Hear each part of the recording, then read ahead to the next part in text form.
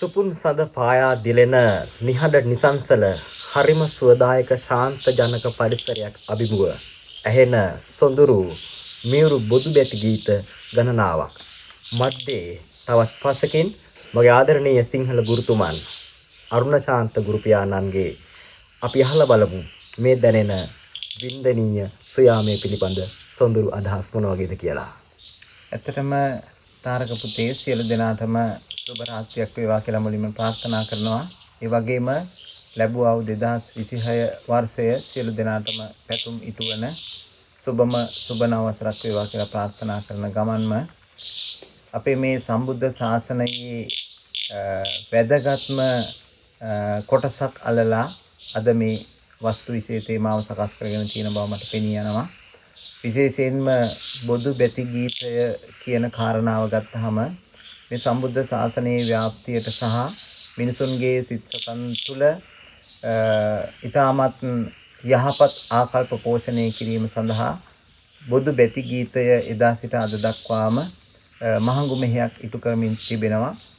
විශේෂයෙන් බුදුහාමුදුරුවෝ ලංකාවට පළමුවරට වැඩි අද වගේ දුරුතුපුන් පොහොය දවසක යක්ෂ ගෝත්‍රිකයන් দমনය කිරීම සඳහා උන්වහන්සේ වැඩම කරපු අවස්ථාවේ සුමන සමන් දිව්‍ය රාජයා උන්වහන්සේගෙන් ධර්මය අහලා එතුමා සෝවාන් මාර්ගඵලයටපත් උනේ අද වගේ පොහොය දවසක.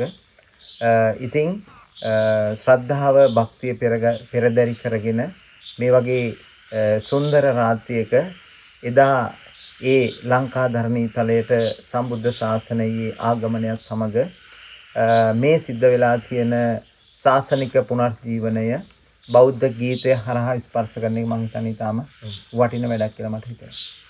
ඇත්තටම ගුරුතුමනි අමාදහර දිය දෝතක් හදවතට ගලා ගියා හා සමාන ඊටාම ප්‍රණීත රසයක් අපිට මේ මියුරු බුදු ගති ගීතාවලියෙන් අද දවසේදී අහන්නට ලැබුණා. මම හිතන්නේ අපි ඒ වාසනාවන්තයි ගුරුතුමනි මේ වගේ මියුරු වාද්‍ය වෘන්දයක් එක්ක ඒ වගේම මේ වගේ මියුරු හඬවල් කිහිපයක් එක්ක අද දවසේදී මේ නව වසරේ මේ අලුත් ආරම්භයක් මේ සුපුන් සඳ දිලෙන පුරපසළොස්වක පොහොය දවසක අපිට අහන්නට ලැබීම මම හිතන්නේ. ඇත්තටම මේ වගේ දක්ෂ විදිහට වාදනය කරන්න පුළුවන් වාදන ශිල්පීන් ටිකක් ඒ වගේම මේ වගේ ඊටාම මිහිරි හඬවල් දියණියන් දෙදෙනෙකුගේ ඒ වගේම තිහෙන් පුතණුවන්ගේ ශාන්ත රසය කියන එක ඊටාමත්ම මිහිරි විදිහට බොදු බැතිය නංවන විදිහට ඒ අපේ සවන් මෙකුණ කියලා මතක් වෙනවා තාරකට.